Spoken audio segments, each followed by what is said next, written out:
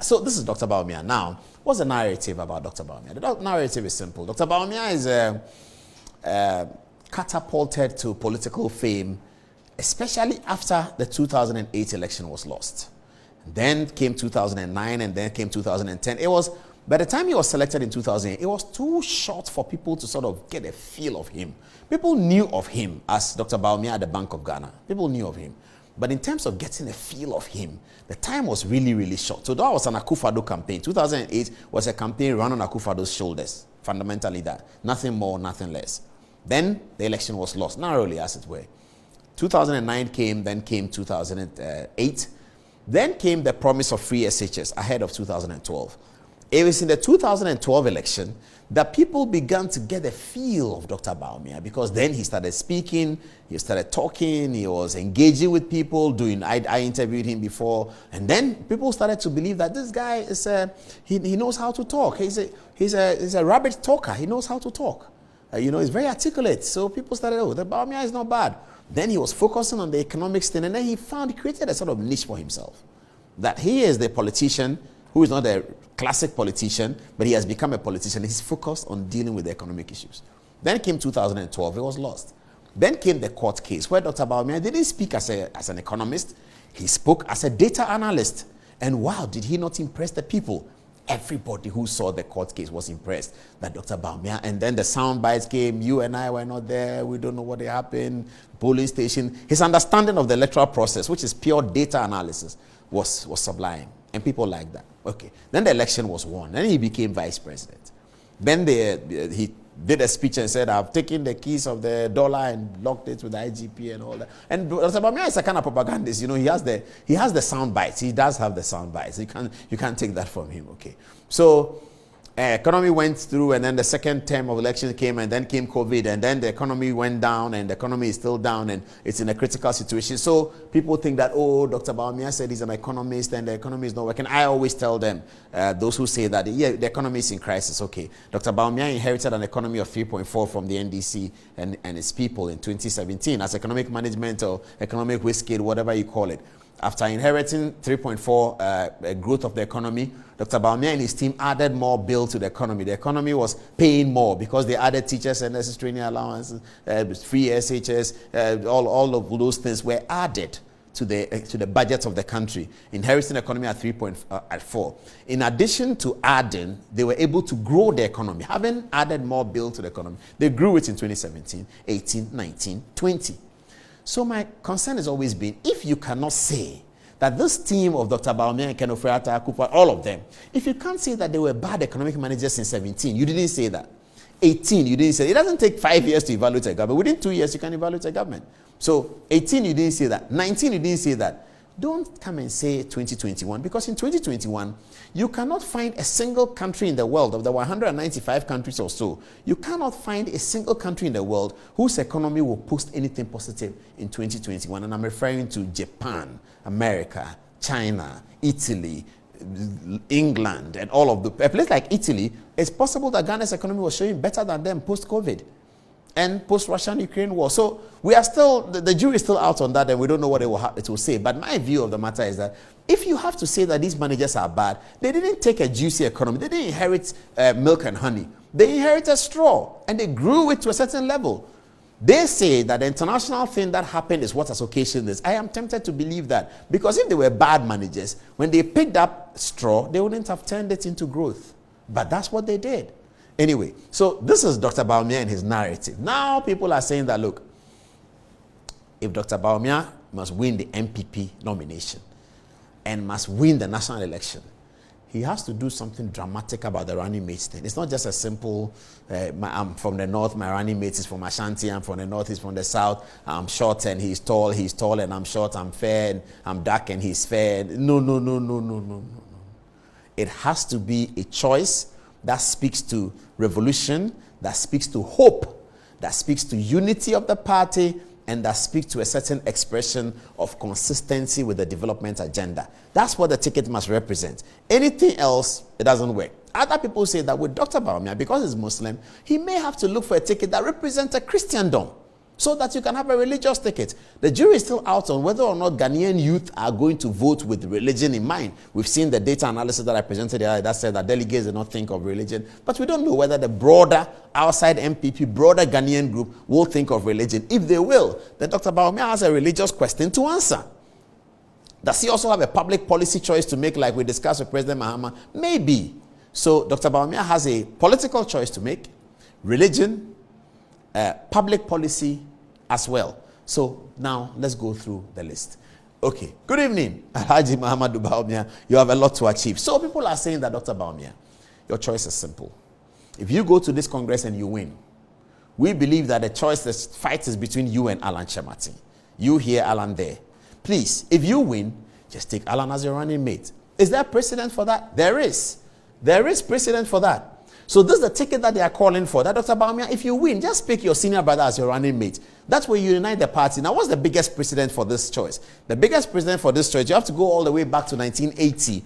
Then you have to go to the United States of America. And you have to remember the Congress of the Republican Party, the GOP Congress in 1979 for the 1980 election. It elected the outsider, Ronald Reagan. He was the outsider, and he defeated the CIA director, George W. Bush. Now, George W. Bush was the presumptive winner of the Republican Congress. As soon as George Bush said, I wanted to be a Republican leader, he was a presumptive person. Reagan began his campaign in California here and there, and then almost like a Kennedy Agyapong, you know, that he was going through like that. They would say, oh, Reagan, are you sure? Oh, but he's a comedian. Oh, he's a film star. Is he sure? Is he sure? Is he sure? Bam, Reagan won it. He won the Republican nomination. George Bush came second. There was fights. There, you know, like when Samson was shaking the building, this historical Samson. Yeah, there was fight in the Republican headquarters. The building was like shaking. George Bush has been beaten by Ronald Reagan. The director of the CIA lost the primaries. What? What's going to happen? Big deal. So Reagan is called. Say, Chief, the politics, you just came. You are not a politician. You just came. You won the thing. Listen, take George Bush as your running mate. Okay? Reluctantly, Reagan agrees. Okay. And that the pair win 3 terms. They win 1980, they win 1984, win 1988, and they lost 1992. Why did they lose 1992? It is rumored that the people who supported Ronald Reagan did not want George Bush to have 2 terms, the same way Reagan had 2 terms. So they brought in their friend, a rich man called Ross Perot, who ran as independent candidate to take away votes from George Bush when he was looking for a second term, so that a young man from Arkansas named Bill Clinton will rise up to the presidency. That's the rumor. But the Reagan people and the George Bush people, they never saw eye to eye, even after working in government for 2 terms. And the Reagan people came back to undermine George Bush by presenting Ross Perot. I don't know. This is the rumor. You find it in some of the books. Some people deny it. When you go to Congress, it's a story that is hanging around the American Congress as well. So this is what they're asking Bawumia to do. You win, you take Alan. No issues. You go through. And then the others are saying that, wait a minute. What are you talking about? Dr. Bawumia's choice must be based on what is happening. Current situation. Ghana is a young population. All the young people are deciding on the issues in the news. So Dr. Bawumia cannot have a classic politician choice. I am Dr. Bawumia, then I take Alan Chemati. No. It must be a revolutionary choice. And it must flow with the times. It must flow with what people are saying. It must flow with where the Choboy is going. And who is carrying the Choboy if he doesn't win it? The Choboy they believe is carried by Kennedy Agyapong. So Alhaji Bawumia, grab Kennedy Agyapong for your running mate. Can you imagine that? Can you imagine that? This is another matter. This is what is now holding the meetings in MPP. This is what people are listening. But they say, looks like something interesting. Hey, are you sure? I actually put the question to Kennedy when we were having conversations after the interview. I won't tell you what he said, but I put the question to him. So this is the ticket that they are talking about. Alhaji Bawumia, grab Kennedy Agyapong. When you do that, you have put out a ticket that is responding to current trends. Kennedy Agyapong is carrying the narrative. He carries the current trends. He's fond of Afrochella. He's the young people die. And in the campaign, can you imagine these 2 men running a campaign against John Mahama and Jenna Nopokwajiman? Whoa, you have to get ready for it. You have to get ready for that campaign. When John Mahama gets on the, John Mahama is a great campaigner. He gets on the campaign trail and he's doing his Okada and talking to Okada people and carrying them along and say, look at Dr. Bawumia. Look at Dr. Bawumia is hitting at him and say, where is the incompetent one? Imagine Agyapong comes and say, what did John Mahama say yesterday? And he's central, is central. That's the issue. The point they make against these tickets for Dr. Bawumia, though, is that Ken is an Ashanti person, but he's in Ashanti Central Region MP. How will Ashanti's response be to this ticket? So this is another ticket that people are considering. Note it down. Let's move on. Okay. This is the most talked about of the Bawumia pairings. And it's been talked about for a long time. It's probably the leading conversation, but I don't know whether it is beginning to collapse at this stage or whether it is working. Now, what is the strength of this ticket? Strength of the tickets is that Napo is Ashanti Royal, I have to say. And therefore, he is from the real belly of the elephant. If you grab him out of there, you get all of Ashanti's support. That is the analysis being made. Napo is also a great campaigner. And he also has a great understanding of the intricacies of elections. After all, he's been election director for the party for a long time. So in terms of polling station analysis, who are we selecting here, he understands that kind of thing. What he understands the most is the voting day operation. And people are saying that, but Napo doesn't have to be on the ticket to be able to present his skills for voting day operation. He's been doing it for the party all the time. So why must he be on the ticket to do that? Why can't we have another person on the ticket? Well, so this is the oldest conversation of the Bawumia agenda, but people think that there should be other options. What's the next option we are looking at? Napo's former deputy. And it's creating a lot of problem between the Educhum people and the Napo people. This is Dr. Seya Educhum. Now people are telling Dr. Bawumia that, look, after 2 terms of this Akufo-Addo government, there's still the strongest point that you have is education. Akufo-Addo's government, if you are inheriting Akufo-Addo's government, you are campaigning on the record of Akufo-Addo's government. Education is still the strongest. It may not be the quality, but the access to infant swim, access to Wesley Girls, access to Achimota School, access to Presec, and getting our children out and getting bigger scholarships in this era. Akufo-Addo takes that credit 1,000%. He doesn't share that with John Kufuor. He doesn't share that with John Mahama. He doesn't share that with Professor Mills. Free SHS is Nana Addo Dankwa Akufo-Addo's policy, full stop. So if you are running on Akufo-Addo's legacy, you can't ignore education. You have to put it at the forefront. And who is the education guy? Seya Educhum. Incidentally, he's Christian. Incidentally, he's from Ashanti. So they're telling Dr. Bawumia that perhaps you pick this. Counter argument. Educhum and Bawumia is normal. Normal tickets. Bring something revolutionary. You want to break the 80, you can't be normal. You have to be revolutionary. Dr. Bawumia himself is revolutionary. This is the first time, if he gets selected, the MPP is selecting a northerner to lead. That's revolutionary. That's new. That's breaking something. So if you want to break the 8, start by breaking other things. And if you bring a ticket that's not revolutionary. But let's see how. There's still a lot of time. Something may happen in education that will make Dr. Educhum now become the revolutionary ticket. Something may happen in energy that will make Napo now become the revolutionary ticket. Something may happen in the campaign that will make Kennedy Agyapong remain the revolutionary ticket. So let's see how it goes as we turn it around. Who is next? Okay, this is the other ticket. John Mahama said that the Ghanaian population is essentially youthful. And therefore, you have to have a very youthful ticket. Mind you, John Mahama's running mate, the presumptuous running mate, Jenan Opoku-Agyeman, will be 72 or 73 at the time of the elections. It's not 80 though, but 72 or 73. President Mahama himself will be 67 or 68 at the time of the elections.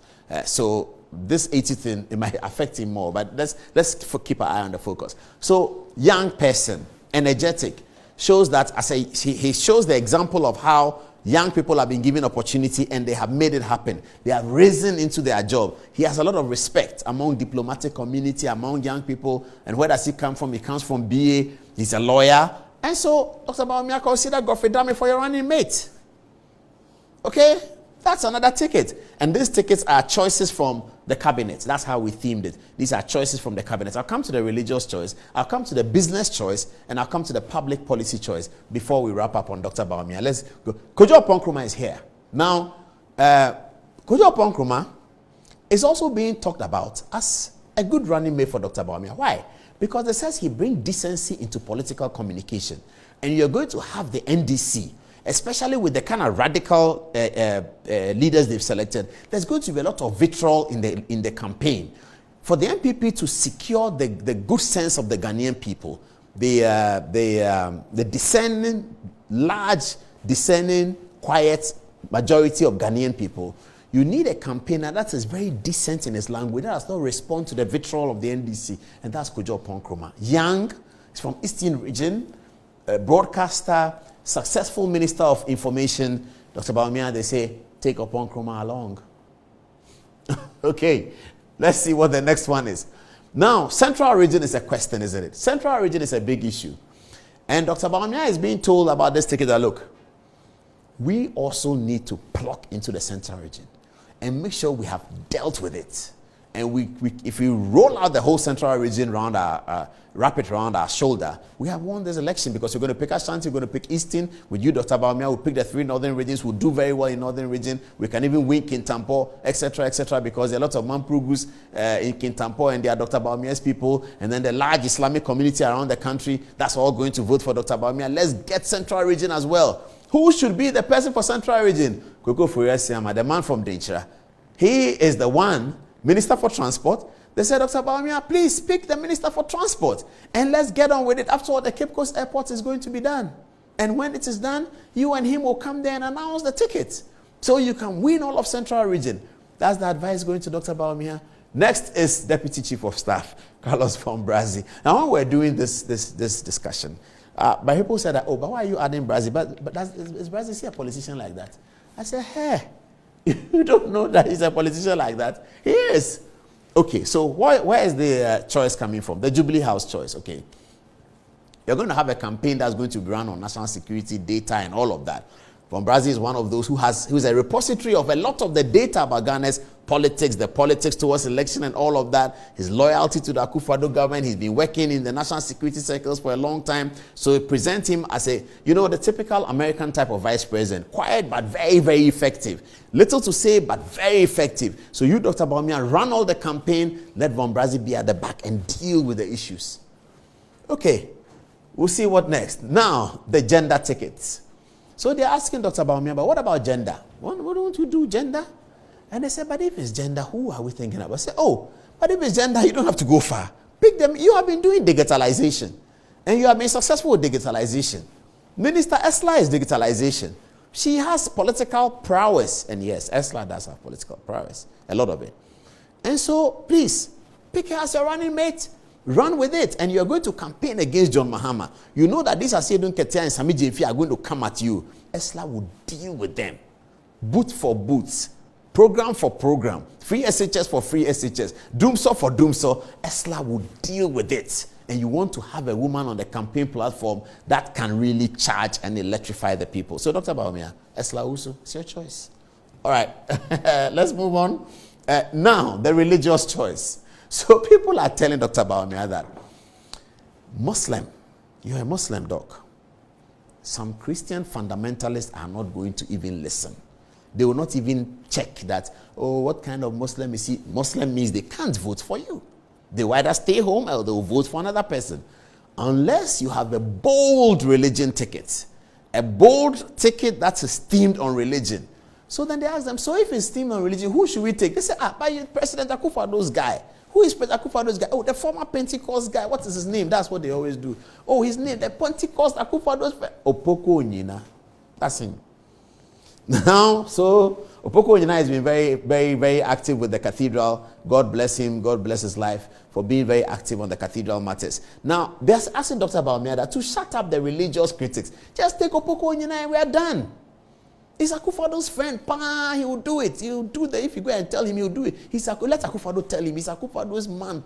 They are very close. Tell Opoko Onyina to be your running mate. And we finish then. Nobody's going to ask us any religious question. And they tell Dr. Bawumia that you don't need to go far to look for an example. Look at Muhammadu Buhari and Osibanjo. Osibanjo is Reverend Pastor Osibanjo from Redeem. When Buhari's ticket was placed, Obasanjo told them that, look, this is your ticket. You need to have a look at it. This Muslim thing, you're going to get Yoruba Southern Christians to say they will not go vote for you. You might not win. And good luck. Jonathan is strong in the South. What do we do? So go for a pastor and put the matter beyond doubt. full pastor. Osibanjo came in. Full pastor Puku Nyina.